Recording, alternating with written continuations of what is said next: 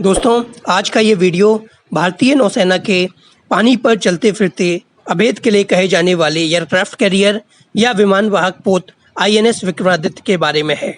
दोस्तों, आज के इस वीडियो में मैं आपको रूसी युद्धपोत एडमिरल गॉर्शकोव के आईएनएस विक्रमादित्य बनने की कहानी, आईएनएस विक्रमादित्य में लगे हथियार और इसके विमानों की जानकारी और क्यों आईएनएस विक्रमादित्य अकेला न रहकर अपने पूरे कैरियर बैटल ग्रुप के साथ रहता है, इन विषयों की पूरी जानकारी दूंगा।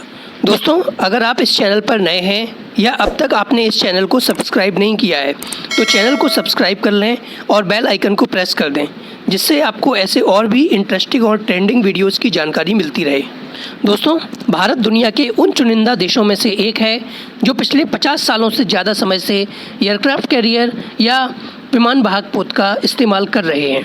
भारत का पहला एयरक्राफ्ट कैरियर आईएनएस विक्रांत था, जिसने 1971 के भारत पाक युद्ध में बहुत ही अहम रोल निभाया था। तब से ही भारत एयरक्राफ्ट कैरियर को काफ़ी महत्व देता आया है। एयरक्राफ्ट कैरियर या विमान वाहक पोत अपने आप में समुद्र में चलता फिरता एक अभेद्य दुर्ग होता है। इस समय भारत आईएनएस विक्रमादित्य के रूप में अपना एयरक्राफ्ट कैरियर यूज कर रहा है। आईएनएस विक्रमादित्य पूर्व सोवियत विमान वाहक पोत बाकू या एडमिरल गॉर्शकोव का नया नाम है। विक्रमादित्य संस्कृत भाषा का एक शब्द है जिसका अर्थ होता है सूर्य की तरह प्रतापी। विक्रमादित्य भारतीय इतिहास में प्रसिद्ध राजा भी रहे हैं। यह एयरक्राफ्ट कैरियर 1987 में सोवियत नेवी में कमीशन किया गया था और बाद में यह 1996 में डीकमीशन किए जाने से पहले रशियन नेवी में एडमिरल गॉर्शकोव के नाम से कमीशन रहा। भारत ने इस एयरक्राफ्ट कैरियर को रूस से 20 जनवरी 2004 को कई सालों के निगोशिएशन के बाद $2.35 बिलियन में खरीदा। इस एयरक्राफ्ट कैरियर ने अपना सी ट्रायल जुलाई 2013 में और एविएशन ट्रायल सितंबर 2013 में कंप्लीट किया। यह एयरक्राफ्ट कैरियर 16 नवंबर 2013 को कमीशन किया गया।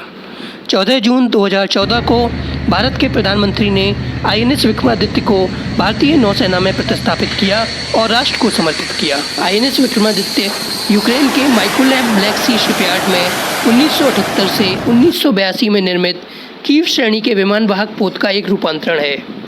रूस के अरखानगेल्स्क ओब्लास्ट के सेवेरोडोनेत्स्क के सेवमास शिपयार्ड में इस जहाज की बड़े स्तर पर मरम्मत की गई। इस एयरक्राफ्ट कैरियर ने भारत के डिकमीशन्ड विमान वाहक पोत आईएनएस विराट का स्थान लिया। इस पोत को नया रूप देने में भारत को $2.35 अरब का खर्च करना पड़ा। आईएनएस विक्रमादित्य 45,300 टन भार वाला 283.5 मीटर लंबा और 60 मीटर ऊंचा युद्धपोत है। अगर तुलनात्मक तरीके से कहा जाए तो यह लंबाई लगभग 3 फुटबॉल के मैदानों के बराबर तथा ऊंचाई लगभग 20 मंजिला इमारत के बराबर है। इस युद्धपोत पर 22 डेक हैं और इस युद्धपोत पर 1600 से 1800 सैनिकों की तैनाती रहती है। इसकी स्पीड 30 नॉट्स यानी करीब 56 किलोमीटर प्रति घंटा है। इसकी रेंज 13,500 नॉटिकल माइल्स यानी करीब 25,000 किलोमीटर है, जिससे यह 13,000 किलोमीटर की रेडियस में अपने ऑपरेशन को परफॉर्म कर सकता है। इसकी एंड्योरेंस 45 दिन है। इस विमान वाहक पोत पर 6 टर्बो अल्टरनेटर्स और 6 डीजल अल्टरनेटर्स लगे हुए हैं जो 18 मेगावाट की पावर जनरेट करते हैं, जो कि एक छोटे शहर की प्रकाश व्यवस्था को पूरा करने के लिए पर्याप्त होती है। इस युद्धपोत में लंबी दूरी तक वायु में निगरानी करने वाले रडार, उन्नत इलेक्ट्रॉनिक्स और सेंसर लगे हुए हैं। यह अपने चारों ओर 500 किलोमीटर से अधिक दूरी तक निगरानी करने में सक्षम है। 1987 में बाकू या एडमिरल गॉर्शकोव को सोवियत संघ की नौसेना में शामिल किया गया, लेकिन विघटन के पश्चात 1996 में यह निष्क्रिय हो गया क्योंकि शीत युद्ध के बाद रूस के लिए इससे काम लेना बहुत महंगा पड़ रहा था। इस बात ने भारत का ध्यान अपनी ओर आकर्षित किया, जो उस समय अपनी वाहक विमानन क्षमता में इजाफा करने के लिए कोई रास्ता तलाश रहा था। वर्षों तक बातचीत चलने के बाद 20 जनवरी 2004 को रूस और भारत ने जहाज के सौदे के लिए समझौते पर हस्ताक्षर किए।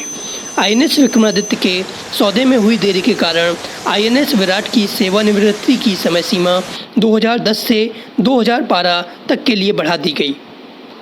देरी के साथ खर्च में होती जा रही वृद्धि का मामला भी जुड़ गया और इस मामले के हल के लिए उच्च स्तरीय कूटनीतिक बातचीत हुई और भारत इस परियोजना के लिए अतिरिक्त 1.2 बिलियन यूएस डॉलर का भुगतान करने के लिए तैयार हो गया, जो मूल लागत के दुगने से अधिक था। रूस ने बढ़ी हुई कीमत के लिए जहाज की बिगड़ी हालत के कारण अप्रत्याशित खर्च को जिम्मेदार करार दिया।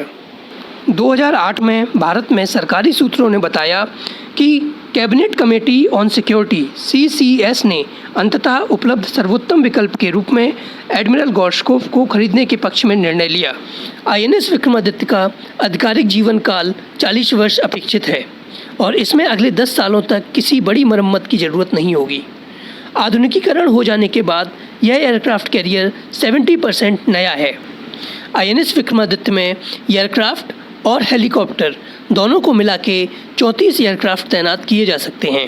Weapon systems.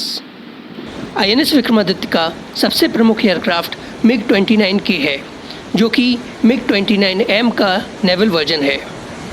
MiG-29K एक advance multi role fighter jet है जो सभी प्रकार के मौसम में काम कर सकता है।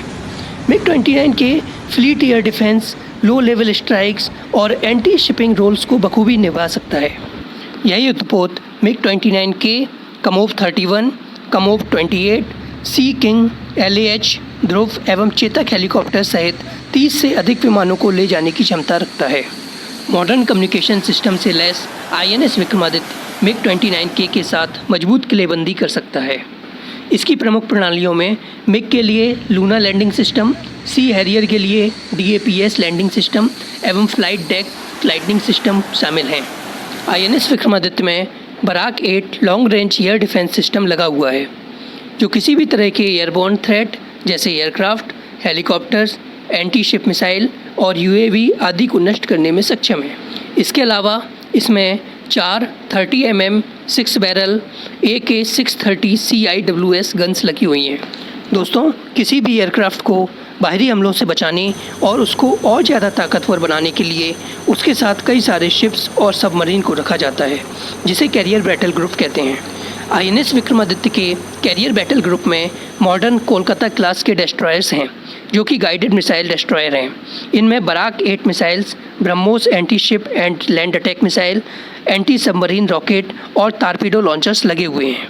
इसके अलावा शिवालिक और तलवार क्लास फ्रिगेट हैं, जिनमें रशियन, इंडियन और इजरायली वेपन सिस्टम लगे हुए हैं।